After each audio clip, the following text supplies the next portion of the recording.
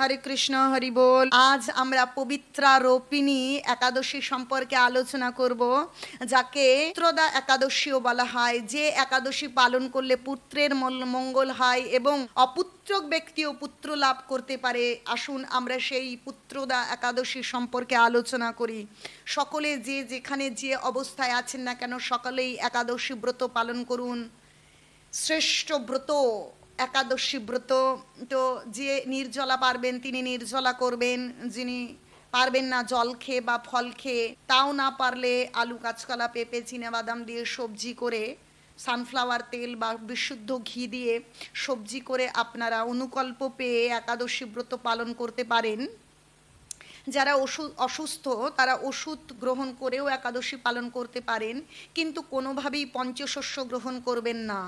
চাল, গম, ডাল, সরিষা এবং জব, এই পঞ্চশস্যকে বর্জন করে আপনারা একাদশী ব্রত পালন করুন। তো এই পুত্রদা একাদশী এবং যাকে পবিত্রারোপিণীও একাদশী বলা হয়, সেই একাদশী এত ফল রয়েছে যে সেই মাহাত্ম্য শ্রবণ করলেই বাজপেয় যজ্ঞের ফল লাভ হয়। দেখুন কত বড় মাহাত্ম্য রয়েছে। তাই আমরা সেই শ্রাবণ শুক্লাপক্ষের যে পবিত্রারোপিণী একাদশী, সেই একাদশীর মাহাত্ম্য শ্রবণ করব এবং তারপরে এই একাদশী কবে এবং পালন কখন করতে হবে সেই বিষয়ে আলোচনা করব। একদিন মহারাজ যুধিষ্ঠির ভগবান শ্রীকৃষ্ণকে জিজ্ঞাসা করলেন, হে প্রভু, শ্রাবণ মাসের শুক্লপক্ষের একাদশীর নাম কি, তা কৃপা করে আমাকে বলুন।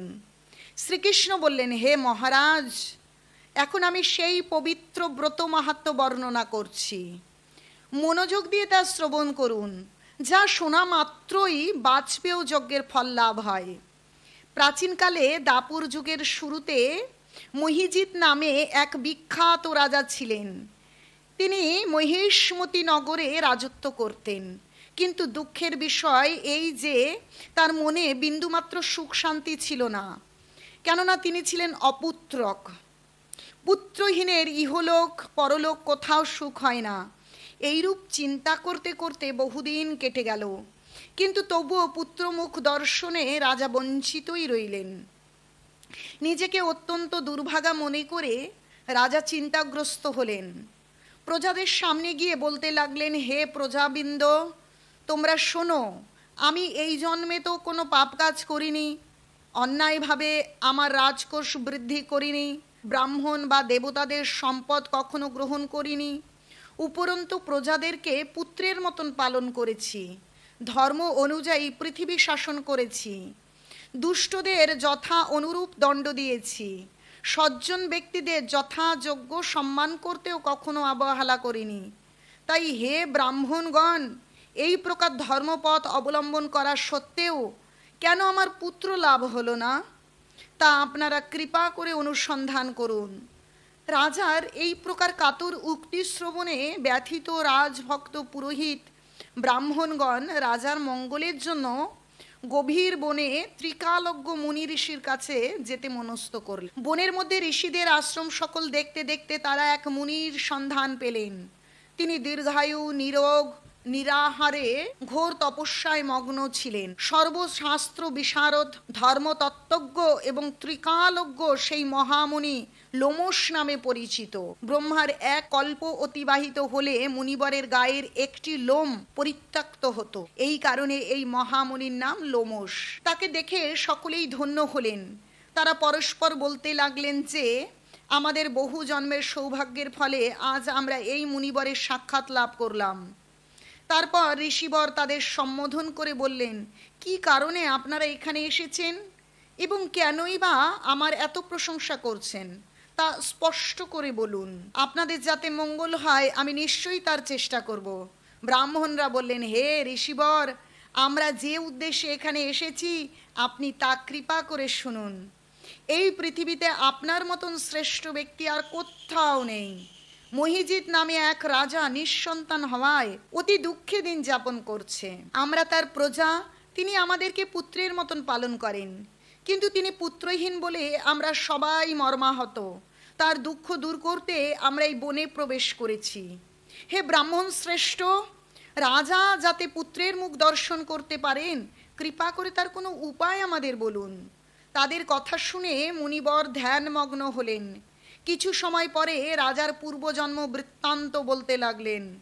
হে রাজা, এই রাজা পূর্বজন্মে এক দরিদ্র বৈশ্য ছিলেন। একবার তিনি একটি অন্যায় কার্য করে ফেললেন। ব্যবসা করবার জন্য তিনি এক গ্রাম থেকে অন্য গ্রামে যাতায়াত করতেন।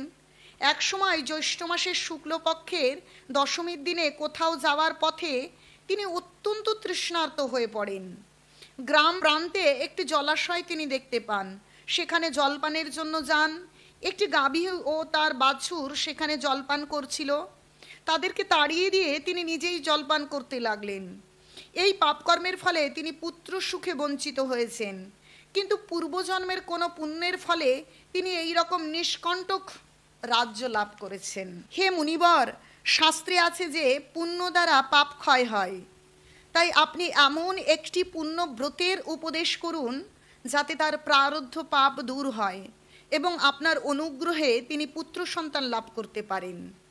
লোমশ মুনি বললেন, শ্রাবণ মাসের শুক্লপক্ষের পবিত্রা রোপিণী একাদশী ব্রত অভীষ্ট ফল প্রদান করে।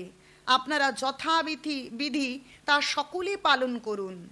লোমশ মুনির উপদেশ শুনে আনন্দ চিত্তে গৃহে প্রত্যাবর্তন করে তারা রাজাকে সেই সকল কথা জানালেন। তারপর সকলে মিলে মুনির নির্দেশ অনুসারে ব্রত পালন করলেন। তাদের সকলের পুণ্যফল রাজাকে প্রদান করলেন। সেই পুণ্য প্রভাবে রাজমহিষী গর্ভবতী হলেন। উপযুক্ত সময়ে বলিষ্ঠ সর্বাঙ্গ সুন্দর এক পুত্র সন্তানের জন্মদান করলেন। ভবিষ্যত্তর পুরাণে এই মাহাত্ম্য বর্ণিত রয়েছে। এই ব্রত মাহাত্ম্য যিনি পাঠ বা শ্রবণ করেন তিনি সমস্ত পাপ থেকে মুক্ত হবেন এবং পুত্র সুখ ভোগ করে অবশেষে দিব্য ধাম প্রাপ্ত হবেন। অতএব এই পবিত্রারোপিণী একাদশী ব্রত মাহাত্ম্য যিনি শ্রবণ করবেন, যিনি পাঠ করবেন, তিনি বাজপেয় যজ্ঞের ফল যেমন পাবেন, তেমনি তিনি পুত্রের মঙ্গল করতে পারবেন এবং পুত্র সুখ লাভ করতে পারবেন, এবং যিনি অপুত্রক তিনি পুত্র লাভ করতে পারবেন। তাহলে ব্রত মাহাত্ম্য শ্রবণ করে এই ব্রত যথা নিয়মে আপনারা সকলে পালন করুন। পঞ্চশস্য বর্জন করে এই একাদশী ব্রত পালন করুন। একাদশী ব্রতই এই কলিযুগের শ্রেষ্ঠ ব্রত, তাই এই ব্রত পালন করুন। এই একাদশী ব্রত 5ই আগস্ট মঙ্গলবার, 19শে শ্রাবণ। তো এই ব্রত পালন করবার জন্য আগের দিন সংকল্প করুন, দৃঢ়তার সঙ্গে মনকে স্থির করুন, ভগবানের কাছে প্রার্থনা করুন, হে ভগবান অনাদির আদি গোবিন্দ, আমাকে কৃপা করুন, কৃপা করে শক্তি প্রদান করুন যাতে আগামীকাল আমি একাদশী ব্রত পালন করি। এইভাবে আপনারা সংযম করে দৃঢ় সংকল্পের সহিত ভগবানের কাছে প্রার্থনা করুন এবং রাতের আহার গ্রহণ করে যত তাড়াতাড়ি সম্ভব দন্ত মাঞ্জন করুন আর ভগবানের কথা চিন্তা করতে করতে বিশ্রাম গ্রহণ করুন। এবং 5ই আগস্ট মঙ্গলবার 19শে শ্রাবণ একাদশী ব্রত পালন করুন। যাদের সম্ভব নির্জলা করুন, যাদের নির্জলা সম্ভব নেই জল খেয়ে করুন। তাতেও যদি অসমর্থ হন তাহলে ফল নিন এবং আরও বেশি কঠোর পরিশ্রমী এবং যারা অসুস্থ পারবেন না তারা আলু, কাঁচকলা, পেঁপে, কুমড়ো, চিনেবাদাম এগুলোকে সেদ্ধ করে পেয়ে ভগবানকে ভোগ লাগিয়ে অনুকল্প প্রসাদ পেতে পারেন। আবার এগুলোকে সানফ্লাওয়ার তেল এবং বিশুদ্ধ ঘি দিয়েও রন্ধন করে অনুকল্প প্রসাদ পেতে পারেন। কিন্তু যারা অসুস্থ তারা ওষুধ গ্রহণ করতে পারেন। ওষুধ গ্রহণ করলে একাদশী ব্রত নষ্ট হয় না।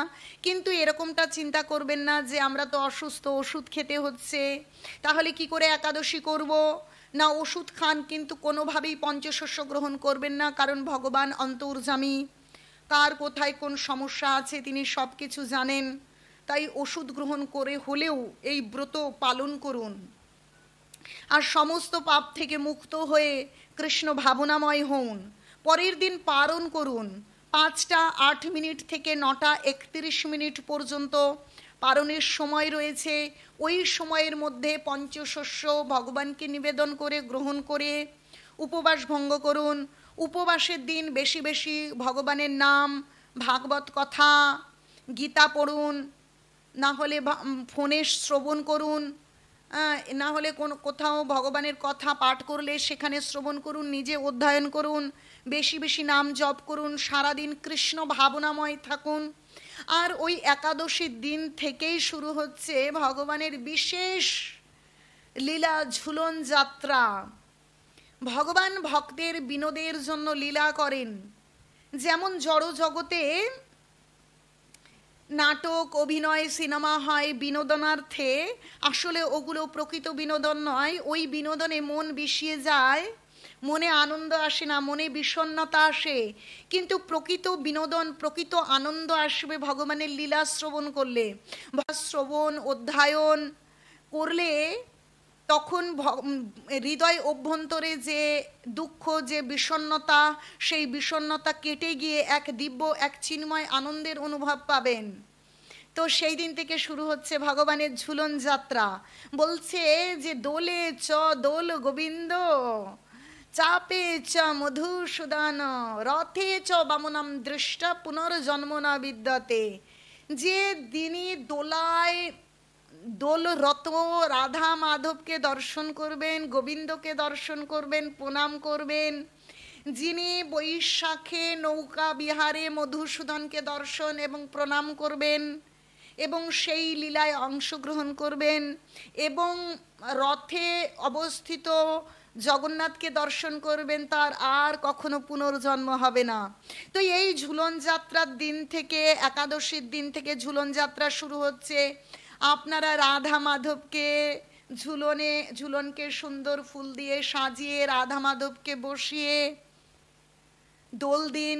যদি রাধা মাধব বিগ্রহ না থাকে চিত্রপটে করুন, বা গোপাল থাকলে গোপালকে নিয়ে বসিয়ে দিন, সুন্দর সাজিয়ে দোল দিন আর আনন্দ উপভোগ করুন। ভগবানকে সুন্দর সুন্দর পদ রান্না করে তুলসী পাতা দিয়ে নিবেদন করুন, হরিনাম করুন। একদিকে দোল দিন আর হরিনাম করুন।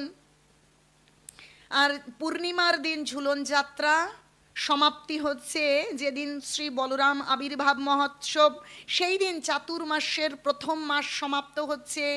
এই মাসে আমরা শাক নিষিদ্ধ, তাই শাক আহার করেননি আপনারা। পরবর্তী মাসে দ্বিতীয় মাস শুরু হচ্ছে, ঝুলন পূর্ণিমা যেদিন সমাপ্ত হচ্ছে সেই দিন পূর্ণিমার দিন, অর্থাৎ 23শে শ্রাবণ 9ই আগস্ট শনিবার ঝুলন যাত্রা সমাপ্ত হচ্ছে। সেই দিন থেকে চাতুর্মাসের দ্বিতীয় মাস শুরু হচ্ছে। 1 মাস দই আহার নিষিদ্ধ। আসলে এটা কোনো মন গড়া বিষয় নয়। শাস্ত্রে নিষিদ্ধ মানে সেই জিনিসটা শাস্ত্রে যেমন নিষিদ্ধ সেটা বিজ্ঞানসম্মত। আমাদের শরীর ভালো থাকবে এবং আমরা ভগবানের ভক্তি করতে পারবো, সেই জন্যই শাস্ত্রে ভগবান আমাদেরকে বিশেষ মাসে বিশেষ বিশেষ আহার গ্রহণ করবার জন্য বিধিনিষেধ আরোপ করেছেন। আমাদের সেই বিধিনিষেধ মান্য করে চলা একান্ত কর্তব্য, কারণ শাস্ত্র সাক্ষাৎ ভগবান প্রণীতম।